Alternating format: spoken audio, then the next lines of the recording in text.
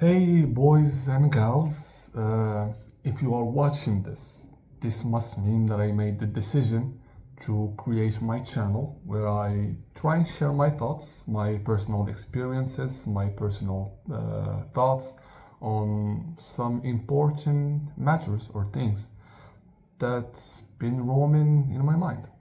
So, the first subject that I want to talk about, we're gonna keep it so simple. This is a unfiltered channel where anyone here can express his thoughts with no judgment and with no superiority on one another. Okay, about the first essay, let's call it essay, it's gonna be a book review. The first book that I want to talk about is a short one. It's a small one, but it has a lot of meaning inside it. So it's going to be about the book Animal Farm. For those of you who are not familiar with the writer is George Orwell. He is a famous dystopian-ish writer. He wrote Animal Farm, 1984, and a lot of other books. Okay, so the main idea or the main context of the book is about a farm called the Manor Farm. This Manor Farm had animals that were in it. It had cows, it had chicken, it had donkeys, horses, and most it had pigs. Now, for the majority of their life, these animals were being treated as being slaves. They were forced to do work, and most of their work went to the human, especially a human called Mr. Jones and his wife Mrs. Jones. So, as I said before, the majority of their work was being given to the animals. It was being sold, it was being used for their own good, while the animals mainly had their own share to stay alive. But there was a pig who was an old one. He had a dream. So he gathered all of the animals and he tried to teach them some things before he dies. So he said that way long before, they had something called the beasts of England.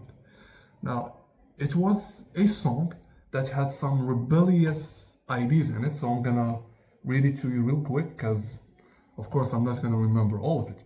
So, the poet or the song goes as follows: Beasts of England, beasts of Ireland, beasts of every land and clime, hearken to my joyful tidings of the golden future time.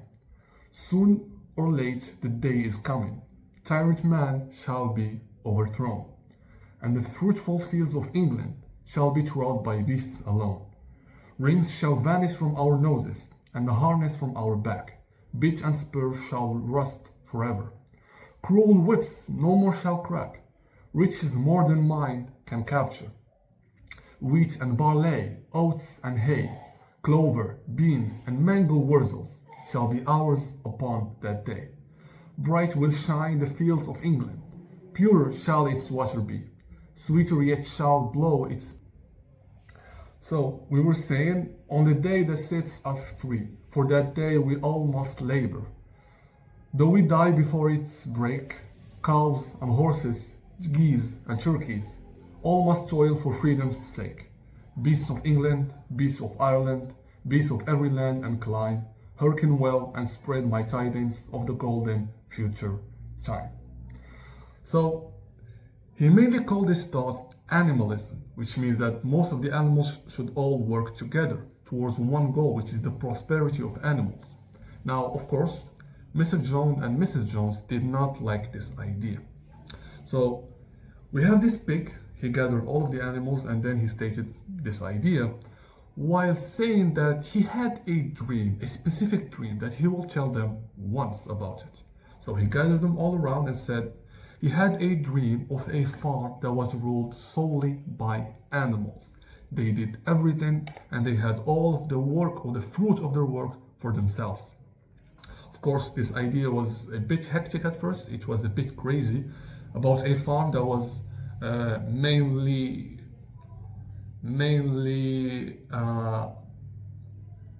controlled and mainly worked out by animals. So this was all in the first chapter. Now we move into the further chapters where the animal starts being mad about the way they were held or they were treated by Mr. Jones and by all of the other farmers. So at a certain point they had a rebellion, they had a revolution. So they all gathered and caught Mr. Jones and they fled and he fled out of the farmer. And in this frame time or this time frame, the name of the farm changed from the Manor Farm to Animal Farm. So that pig's idea or the pig's dream just became reality. So throughout the book, we get a closer look to a lot of characters, but the most important ones are two pigs. We have Napoleon and Snowball. Now these two were the masterminds of the rebellion. They were the masterminds of all the movements that the rebellious movement did or had. We also have some noticeable characters. Mostly we have Boxer, who was a very strong horse that did most of the work. And his mantra was, I will work harder.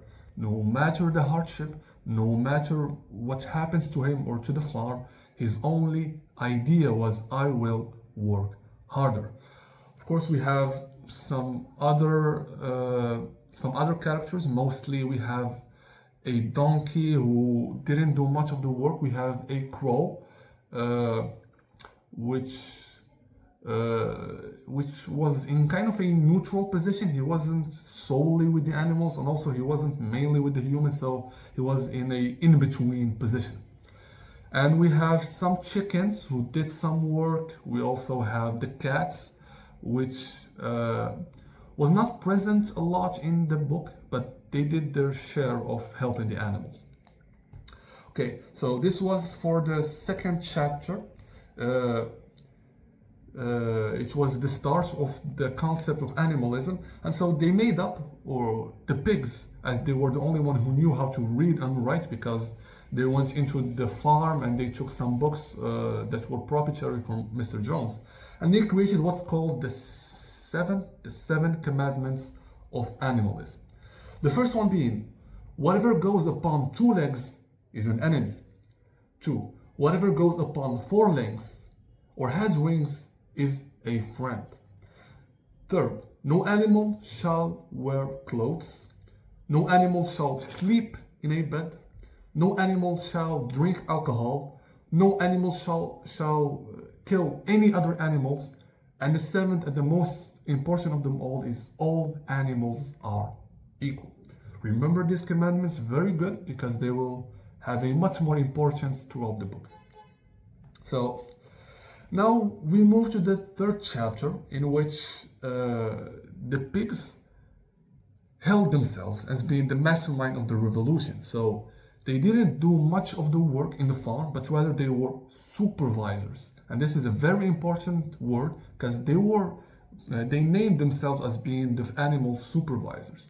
They didn't much of the physical work, but they held themselves as being the one who does the brain work, who does the planning and the supervising of the other animals. Because if the pigs were not there, then no work shall be done. So the pigs engraved an idea, especially in the sheep. It's that 4 legs good, 2 legs bad. And they kept repeating this over and over and over. Up until a certain point, some of the animals saw that the milk and the apples were getting stolen. So who would steal such ingredients?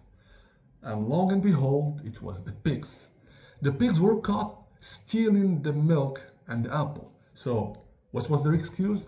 Their excuse was that because they were the ones doing the brain work and all, they needed to eat some quality food. And what is the most food with the most quality? It was milk with the calcium and the proteins, and the apples with its fibers. So in this point we see the power of the narrative, the power of having vocals, of having a voice. it doesn't matter if this idea was good or bad, if it was righteous or false. What's most important is that you said it. It was your idea. And the way you say it and the way you express this idea is much, much more important than the idea itself. It doesn't matter if the idea is good in your brain, if you cannot articulate it, if you cannot express it in a clear way, then that idea becomes useless. So up until this chapter 4, the enemy of the farm, which was Mr. Jones, or human being in general, the pigs started to resemble them. They started to be more humans than human themselves. They started drinking alcohol. They started wearing clothes. They started even going into the farmhouse. They started even killing other people by oppressing the animals. So what you might say is that what happened to the 7 commandments? And this is a very good idea, because what happened is that they changed the narratives. They changed the 7 commandments because the animals did not know how to read or write. So, for example, the commandment of no animal shall drink alcohol became no animal shall drink alcohol with excess. And also the commandment of no animal shall kill another animal became no animal shall kill another animal without a reason. So if you change the history, if you change the narrative, then you own the present. And more oppression was being held upon the animals. So the pigs got into a bit of a disagreement because they wanted to build a windmill that would help them produce electricity and thus reduce the amount of work that the other animals will do. So Snowball had this idea, so he wanted to build the windmill. But Napoleon opposed this idea. So when they were having a meeting, they called it the Sunday meeting, some dogs entered into the farm, which were overall puppies that were held by Napoleon when they were still puppies, and then he used them as a way of oppressing the counter argument or the counter idea. So he expelled. Okay, so this might seem like a different scene because it's been about 1 hour. I've had some disturbance and I needed to get rid of the disturbance for now. So we're just gonna continue our talk. As we were saying that the animals wanted to make a windmill. The windmill was Napoleon's idea. He had this idea of creating a windmill that will generate electricity. More electricity means less labor. So the animals would have more time to read, to write, and to learn. So after Napoleon had this idea, he started to plan and to make a plan for the windmill. Most of the animals were amazed, were baffled by this idea, and they saw it with awe. Except for one animal, which at this point you're gonna know its name, which is, it was Snowball who had this idea. I'm sorry about this confusion. It was Snowball who had this idea. So there was one animal who didn't like the idea, who refused and revoked the idea, which of course you're gonna know the name because I've said it before, and it was Napoleon. Napoleon refused this idea and said that it was completely useless because what matters the most until now is not the windmill itself, but more of the actual labor. We needed to make more food. We needed to be whole and to be united to create more food. We needed to eat. So it was a big debate between the two parties, between Napoleon's and Snowball's. And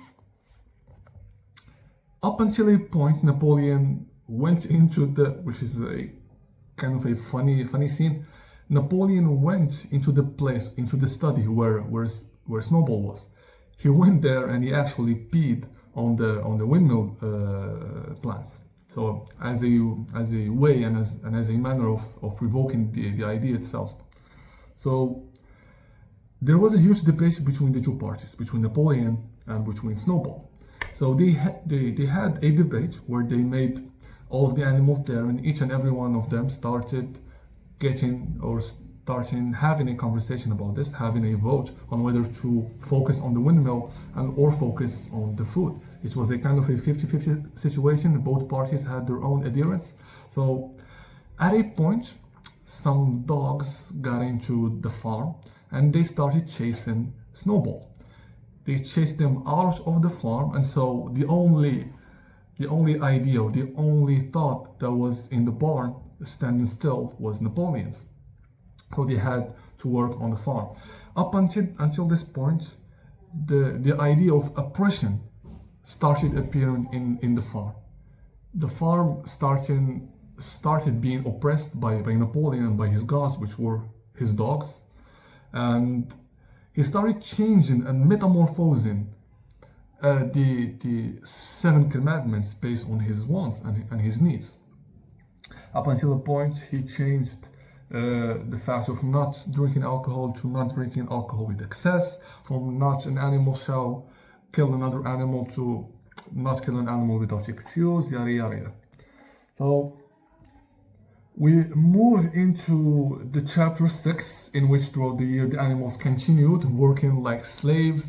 They had no means of opposing Napoleon because he had guards. He enforced his thoughts. He enforced his idea, and he enforced the fact that the only right idea is Napoleon's idea. So the animals were oppressed. They were forced to take Napoleon's idea. And up until a point, Napoleon had this brilliant idea, this amazing idea that no one had ever had this idea before, and which was building a windmill. He took Snowball's idea and he held it as being his own. And no one, and I mean no one, had the opportunity to oppose this sentence. It was Napoleon's idea and it was never Snowball's. And even when some animals started saying that we're quite sure this was Snowball's idea. And Napoleon had this pig, he was called Squealer, Squealer. He was the voice of Napoleon. He held his arguments towards the other animals. He stated what Napoleon would do, and then he is the most righteous. He is always right, yada yada yada. And he encapsulated this idea that the windmill was always, and it was always Napoleon's idea. And if anyone thought else, he was just dreaming. So this is again the idea of controlling the narrative, of controlling what the others think, or controlling the history. And if you control the history, then we all know that you control the present. So up until this point, we move into the last chapters, the chapter 9 and chapter 10, in which all of the pigs get into the farmhouse. So they no longer live with the other animals. And they had some babies, and these babies were prohibited to even have the smallest conversation and the smallest interaction with the other animals. Because in their mind, the other animals are second-tier animals. They are second-degree, second-grade animals. And the most important animals, and the most noble, and the most righteous animal are the pigs. And anyone apart the pigs is not held accountable, or not held to a certain degree of being seen as an animal, which is kind of sarcastic. Because if we talk about racism in the real world, the most racists see the other humans as being inferior to them. They are being seen as animals, as some creatures, not even creatures, some beings that does not have the novelty, and does not have the level of existence that the racists have. And of course, we're gonna talk about this excessively towards the next videos. I mean, it's a very interesting topic. It's a topic that was in the back of my mind for a very, very long time, and it's time to address it. So in the final chapter, the animal farm started having some friendships and enemies with other farms, up to the point they started to hold some economic interests. They started selling stuff, oppressing chickens to give out their eggs in order for them to be sold, and this money was being used to buy alcohol, to buy drinks and wine, to be used by whom? To be used by the pigs. So at the end, all of the animals were oppressed, and in a meeting in the house farm, it was held between the animal farm or the pigs and the other farms. So at this point, we see the final outcome of the oppression of the pigs toward the other animals. They changed the last commandment, the one that says all animals are equal. And this is by far the most famous line in Animal Farm. It says that all animals are equal, but some animals are more equal than others. So we are sure that animals are equal, but some are equal, but some are more equal than others. And this makes you think that, and we have this idea of dog whistle politics.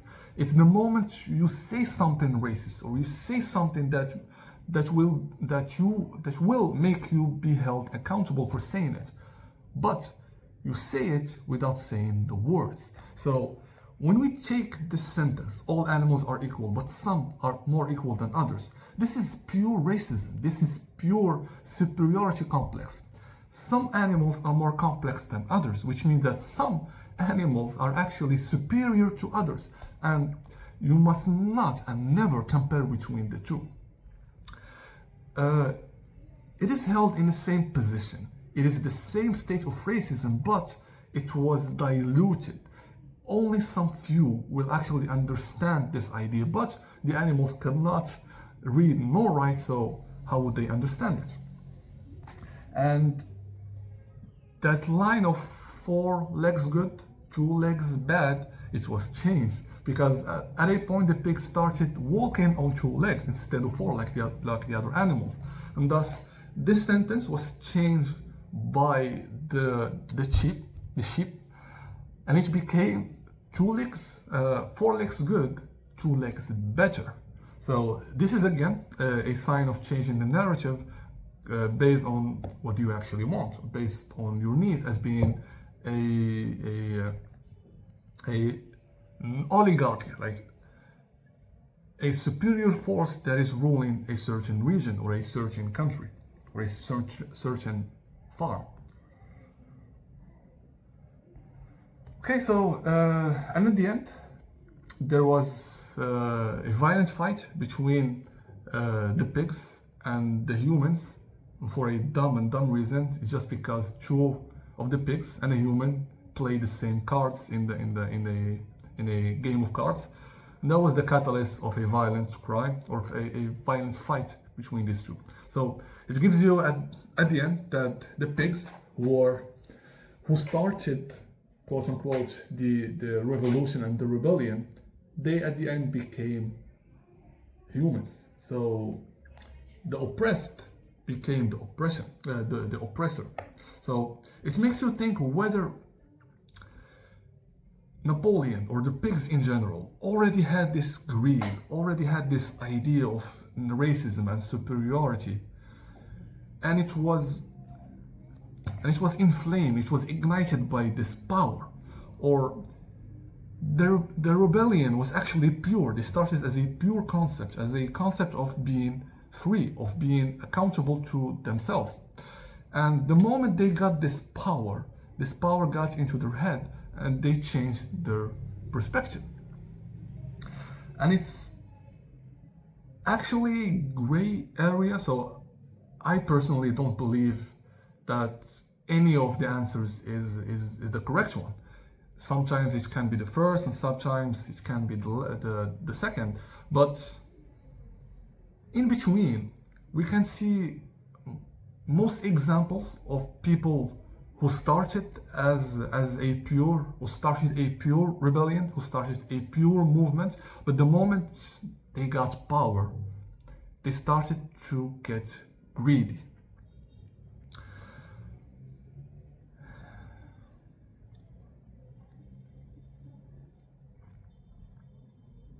I wanted to get into the subject of racism, but it seems to me to leave it at this point because the main idea of this video was a book review of Animal Farm. I wanted it just to talk about the book, about what it meant to me, how I analyzed it, and what was my perspective on it. And I would be grateful, and it would be so good to hear what do you think in the comments below. That is if, and only if, I post this video on YouTube. That was it. Stay curious, stay happy, and stay present.